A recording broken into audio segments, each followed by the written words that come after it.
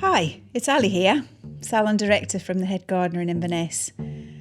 Talking about cancer is never easy, but unless we're open and honest about it, how can we learn from each other and most importantly, support each other? Personally, I love this podcast. Every so often there'll be a little nugget that will just smack you in the face and you just think, whoa, right, that resonates. I think Pennie is an amazing storyteller. She's utterly honest and yes, sweary, but cancer makes you a bit sweary.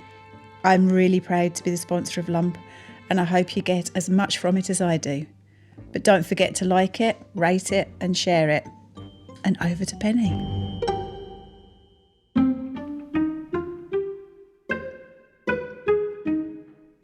I want to be known. Hearing Father Roddy Johnson's voice always makes me smile, and a call from him, out of the blue, to wish me well, feels as warming as a dram. Every conversation with Roddy is chewy, thick with thought, rich and rewarding. I can't fail but come away digesting everything we've talked about. In the course of this particular conversation, nestled in between the inevitable cancer catch-up and swapping of day-to-day details of living alongside COVID, Roddy says something I've heard him say previously. It snagged me then, as it does now. We want to be known.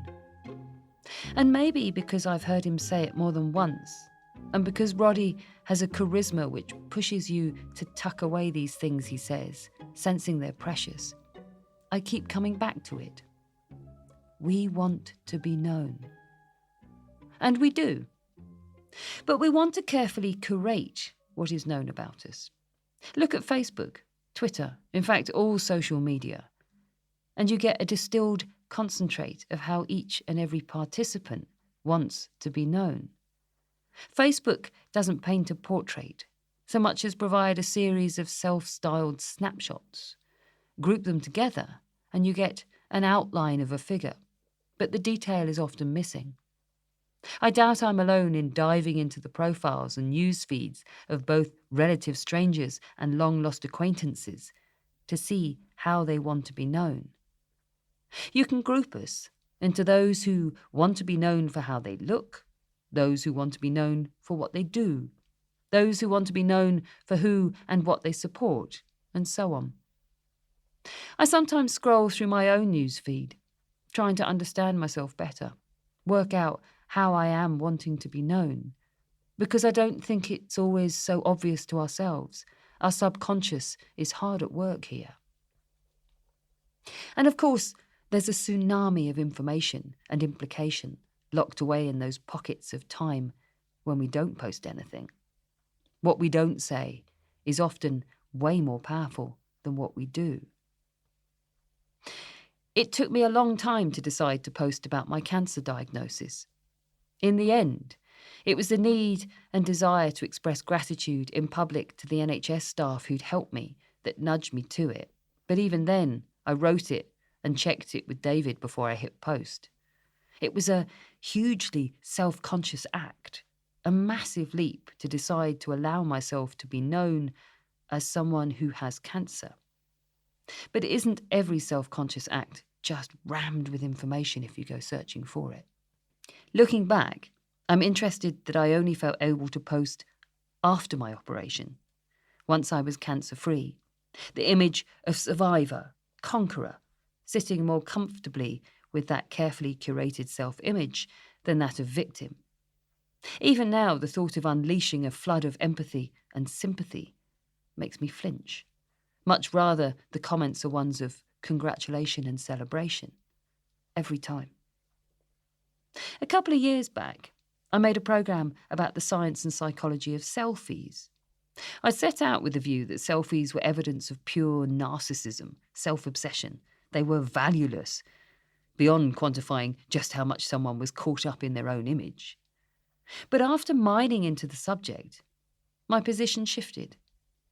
There was narcissism, for sure, and I still can't get my head around the ridiculousness of the duck-faced pout.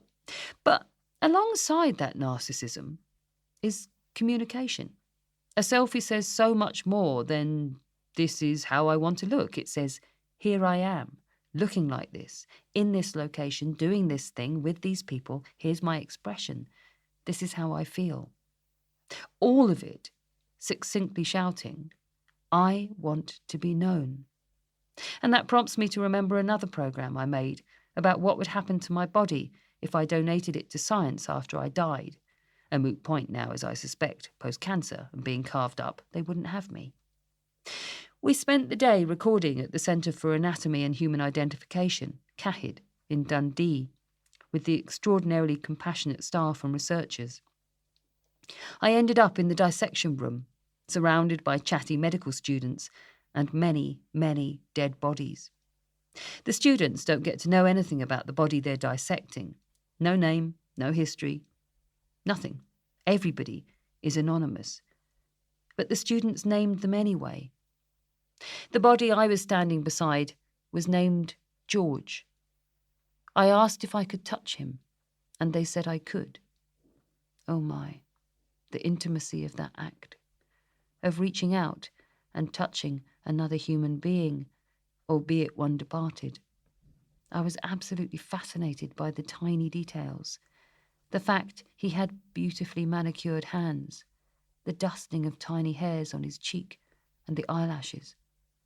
I couldn't help being struck by the fact that when you have a baby, it's the same tiny details that snag you, their minute, perfect fingernails, the down on their skin. In both birth and death, you come to the same conclusion. We're amazing. But the fact of George's anonymity bothered me. While I understood the reasons why the donors remain anonymous, it makes it easy for the staff and students to retain a carefully measured distance. For me, it felt wrong. I asked Vivian, the lead administrator, whether I'd be allowed to waive my anonymity, and she said I could. I said for me, it would have to be a precondition of my donating my body, because my conclusion from making the programme is that I would have offered my body for research. In fact, I was all for it, and went so far as to get the paperwork, but only if I were known in the process. I envisaged a footnote, quite literally tied to my toes, for any students wanting to know me. In the end, David wasn't keen on the idea of that lack of closure presented by having my body on a gurney somewhere, and I respected that, so the paperwork sits alongside my will, form incomplete.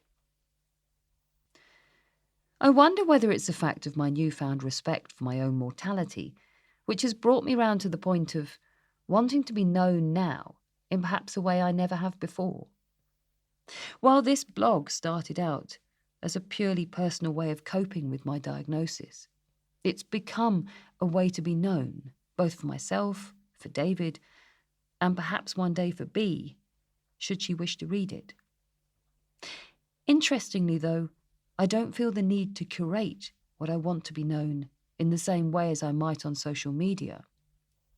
The other day, David's eldest son asked me if I wasn't scared of being so honest in this blog. I thought about it and I said, scared of what exactly? I realised I have no fear of what anyone else thinks of me, so I have no fear of the consequences of being honest. What harm can possibly come to me that's worse than facing my own mortality and that of the people I love? If you like my writing, you can read on. If you don't, then don't. Doesn't matter. Because, no offence, but it wasn't written for you. It was written for me. I care less and less these days what anyone thinks of me. I've realised that, first of all, I actually want to be known to myself. And that requires honesty and authenticity. So here I am. Lump is sponsored by Ali McCritchie and the fantastic team at the Head Gardener Hair Salon in Inverness. Without them, it simply wouldn't be possible. So a massive thanks to them for all their support. If you like Lump, make sure you tell the team when you're next in the salon and they'll give you a free gift. Coming up in the next episode. When I think about it, I'm not even sure there's been another occasion in my entire adult life when I felt so disempowered, so choiceless. Even the choices I did have were rubbish. Every one a mass of compromise, disfigurement, displacement. I still cry at this. Even after all these months, I still feel trapped by that lack of choice.